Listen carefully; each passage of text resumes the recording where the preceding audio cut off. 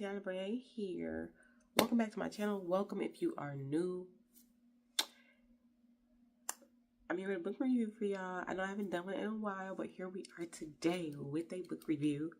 We're going to try to do this as smoothly as I can. How smooth it's going to go, we got to see. Anyways, for those of you who do not know, I had surgery a couple of weeks ago to have my gallbladder removed, which is why I've been on a bit of a hiatus. I've kind of been sick off and on since the beginning of the year. And I'm just reiterating it to y'all because I know some people don't watch vlogs. Some of y'all may watch my book reviews but don't watch my vlogs and don't watch anything else on my channel. So that's where I've been. I'm feeling a lot better now. I still have like a minor cough, which don't worry. I go to the doctor this week. We'll address it then. We're not going to get into that now. But yeah, I still have a minor cough. So I have my water in case I need it. But hopefully you guys enjoyed this book review today. We had to pull out Old Faithful, my little raggedy fire tablet that I've had since 2018. But we're going to get this book review done.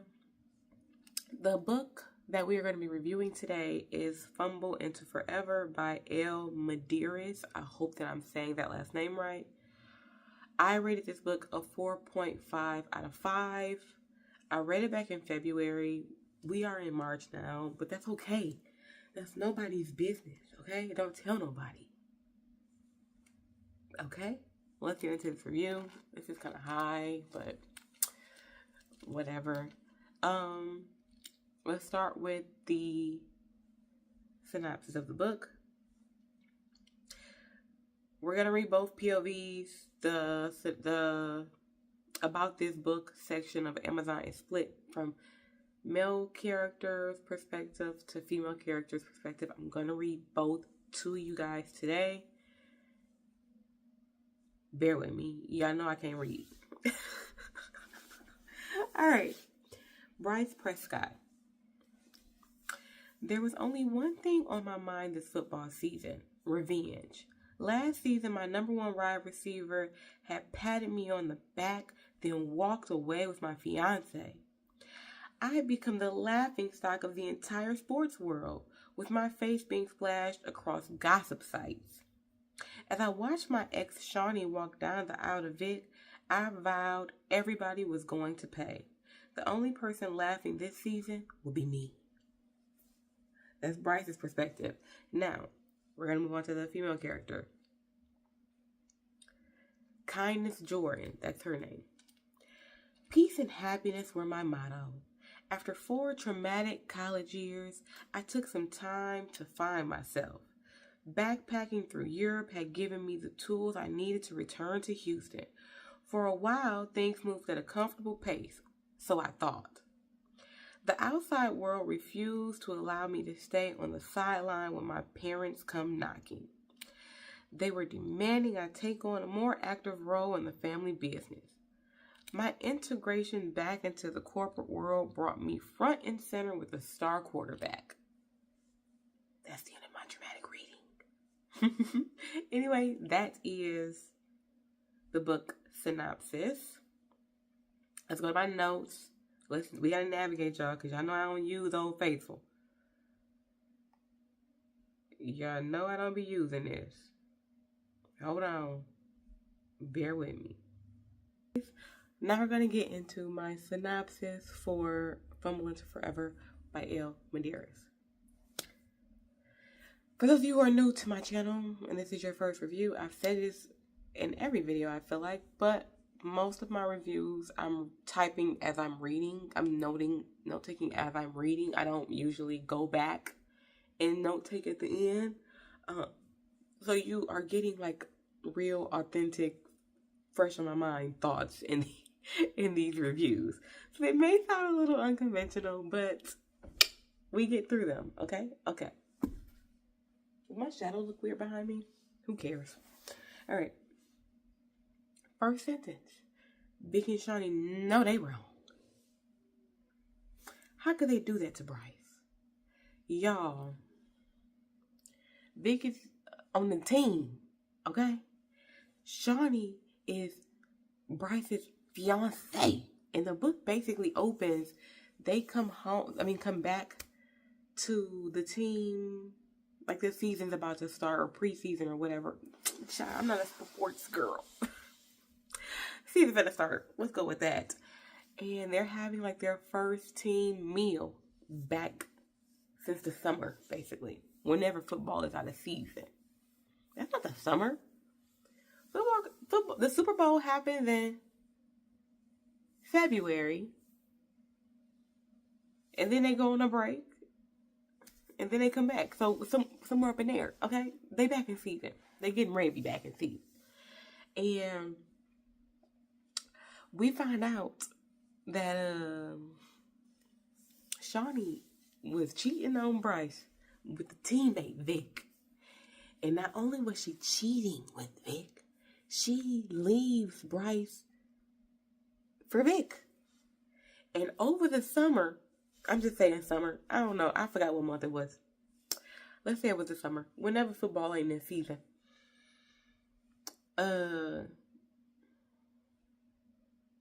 Shawnee and Vic get married, y'all. And the team go to the wedding. I don't think Bryce went to the wedding. But the team goes to the wedding, y'all. And Bryce he's low-key pissed. But he is, like, around everybody else. He's like, oh, it's no hard feelings. I'm fine. It's cool. We're good. But we are getting his point of view the entire book, pretty much. And so, or, you know, whenever we're not getting kindness, his point of view. So, y'all, Bryce is not okay. Bryce is out for revenge. And that leads to my second point. I like how the author allowed Bryce to be upset. I think so many times in romance novels where the man loses the woman, the only time we really get, like, I'm mad emotions is when it's from a perspective of him wanting her back. Or it's from a perspective of, this did me wrong and now I hate her. You get what I'm saying? Whereas in this book, it kind of feels like Bryce is upset with Shawnee because it's like, this was supposed to be my forever. They were like high school sweethearts. Like they had been together for a long time. He's upset with her because she did him wrong. But it's like, he is pissed at his teammate and like somebody who he thought he was forming a friendship with.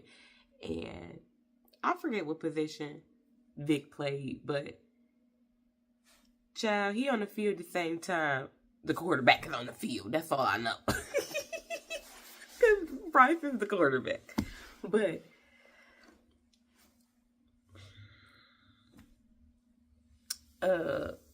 I like that we get to see Bryce be upset, and rightfully so, and we kind of get to kind of experience his anger with him, because it almost feels like whenever he's upset and, oh no, did you die? No, I didn't die, it's just locks.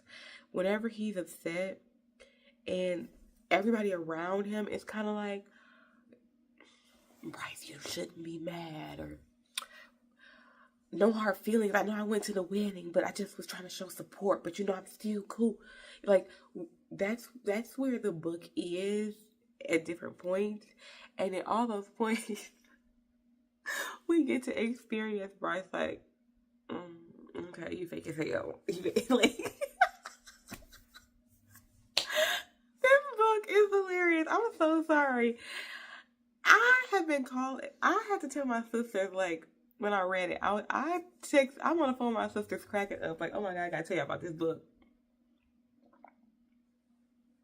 Anyways, so I do like that we get to experience that anger. It almost feels like we're experiencing it with him in real time, because he's being gaslighted through the whole book, it feels like. Like, people are so appalled that he has the nerve to be angry about what happened. And everybody kind of is taking this "you need to move on" approach.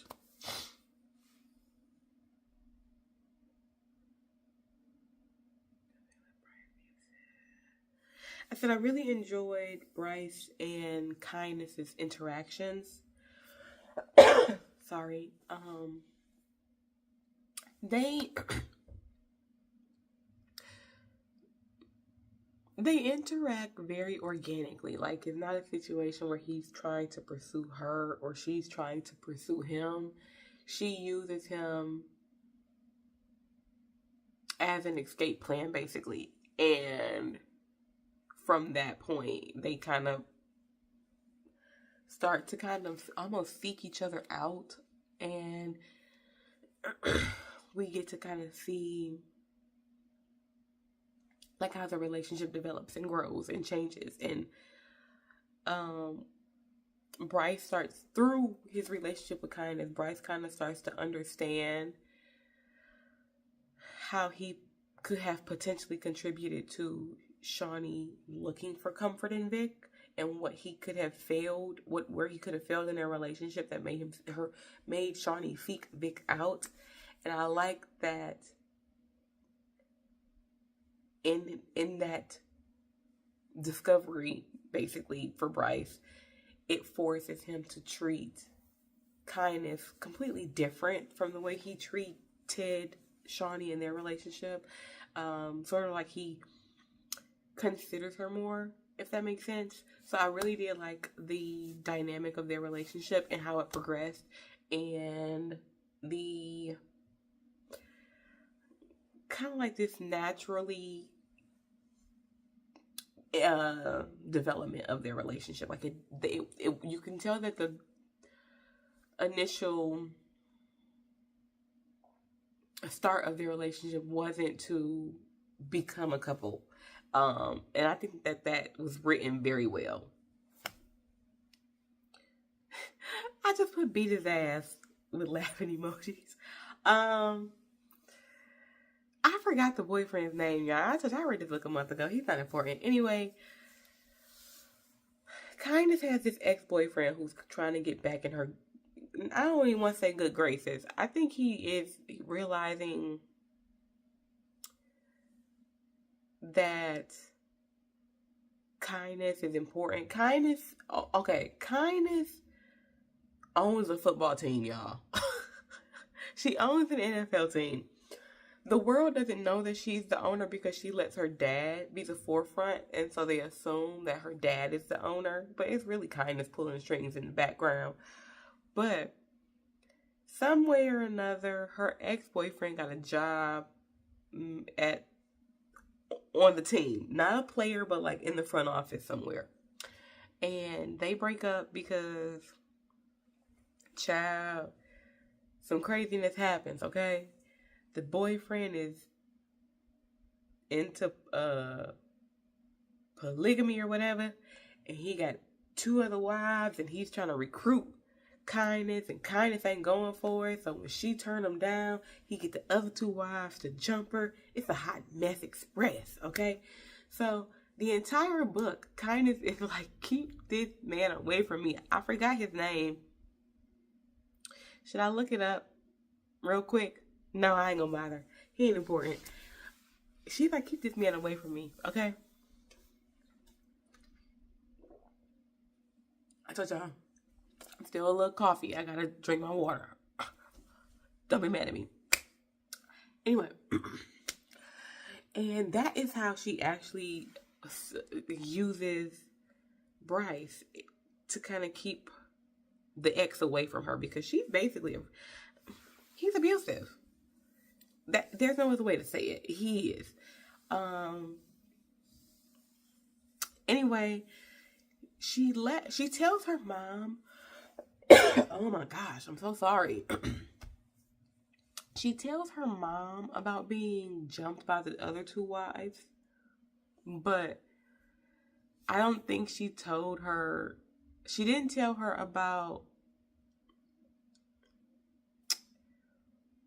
what the boyfriend was doing to her and how he was abusive towards her as well. And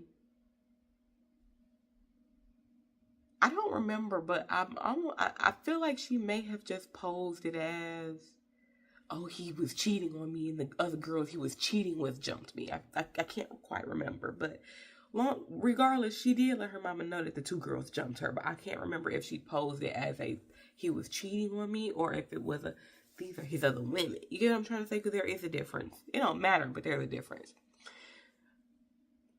The dad is all for the ex because the daddy don't know about none of this. None of this. And so the ex gets invited to the house by the daddy, okay? And Kindness gets there before the ex. She does not know the ex is coming over, but she finally comes clean about everything that happened with her and the ex to both of her parents. And her mom is like, wait a minute, he did this to you too? I thought you said just the women did this. Like, almost like, it's unfortunate that you got jumped, but you getting jumped by two girls, I ain't trying to say it's acceptable, but it's a little bit more acceptable than your significant other putting their hands on you. You get what I'm trying to say? Like, it's like, oh, dang, you got into a fight. Okay, you okay. Shake it off, you know. Versus, oh, this nigga putting his hands on you, okay? So, the dad is like, what the hell? Why didn't you tell me this? I didn't invite this MFer here, okay? And the dad used to be a fighter. He used to be a boxer. He's like retired and now runs his daughter's football team for her, but he used to be a fighter. So, the ex gets to the house, and as soon as he gets in the house, the wife, the mom, yells to the dad, beat his ass.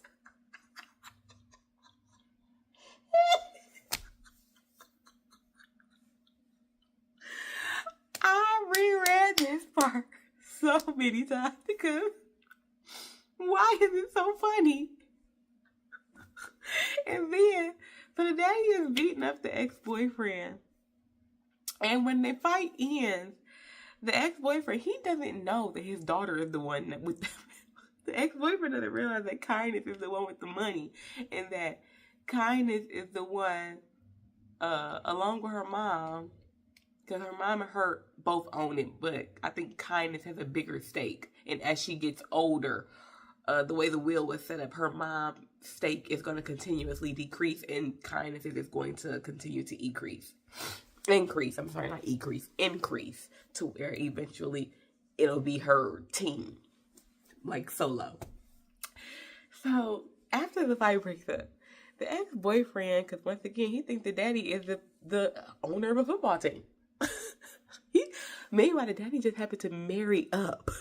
But the ex-boyfriend don't know this. So he's like, I'm suing you. You attacked me, basically. And the daddy is like, go ahead. I don't own nothing. He's like, go ahead, sue me. I don't own nothing. Because it's not his team. It's not his money. I don't know why this book was so funny, but it was hilarious. Hilarious. In the end of the book, we do eventually find out from the mom that she put this whole thing in motion. Not the stuff with the ex, but just like kind of putting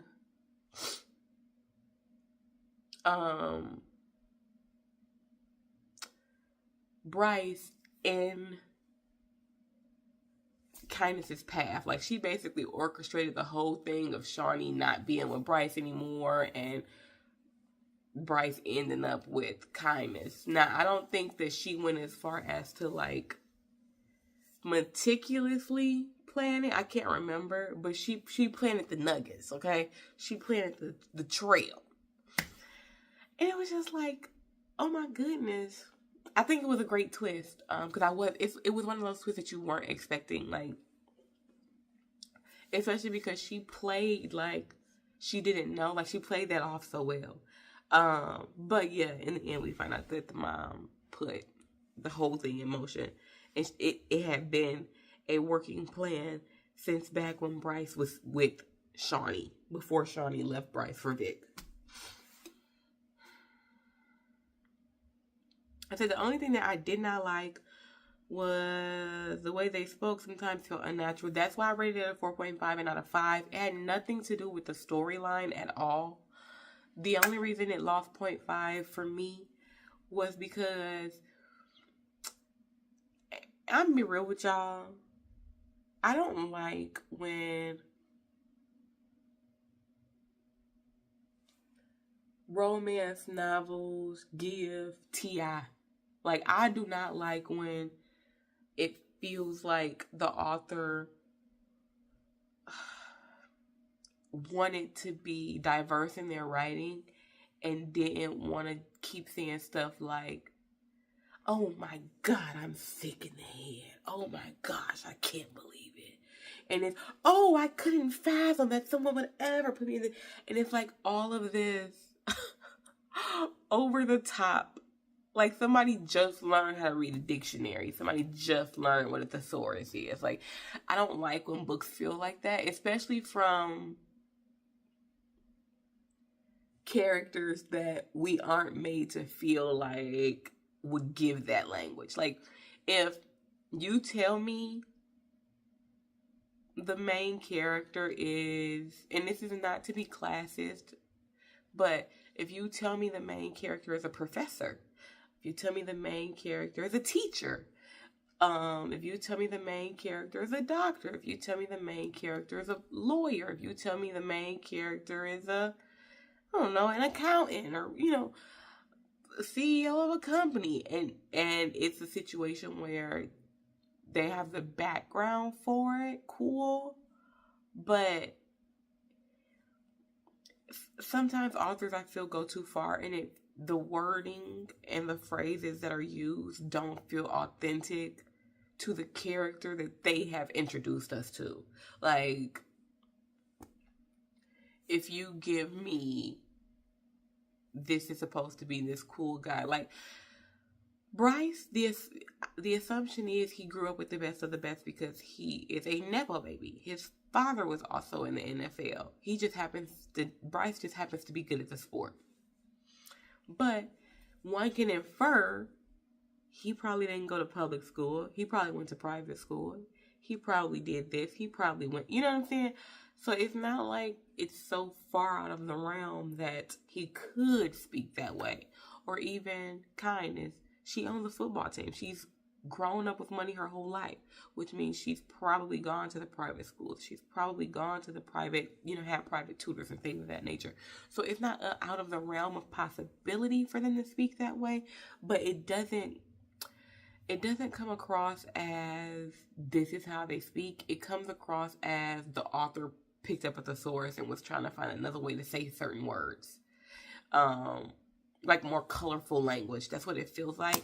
And sometimes when you're writing, I just feel like it's okay to make it plain English. Like, this is not T.I.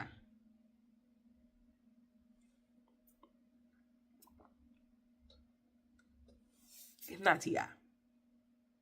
But other than that, I love the book. I read it twice. I read that one chapter with the beat his ass, I don't know how many times, probably 4 or 5. But the book itself, I've read twice all the way through. I'm going to read it again probably after I finish doing this video. This video is long, y'all. 20 minutes. Golly. But what else did I like about Bryce? I like that he didn't come across as your typical Playboy athlete. I think that that's one thing that a lot of authors do when they write sports novels is it's always a situation where the guy is a player and he falls for this woman and she forces him to like change his whole perspective and to decide to be like committed to her, basically. I like that was not Bryce's story. We meet Bryce as someone in a relationship that didn't work out, and not necessarily because of him, but because of the people involved around him, essentially, when we factor in kindness, his mom as well. So I do like that we got to see kind of like the perspective of him, of, you know, just like the everyday athlete, not necessarily one who's trying to be mixy, if that makes sense. Anyways, like I said, 4.5 out of 5. It was a super great read. I love this book. I'm going to go read it again. You guys should check it out. If you have read this book, let me know down below what you thought about it. Anything I missed that you thought was significant, you know, that kind of stuff. Like, comment, subscribe, and all that stuff down below. Thank you for checking out my channel. If you are new here, thank you for coming back and rocking with me if you're not new. Anyways, I will talk to you guys in another video.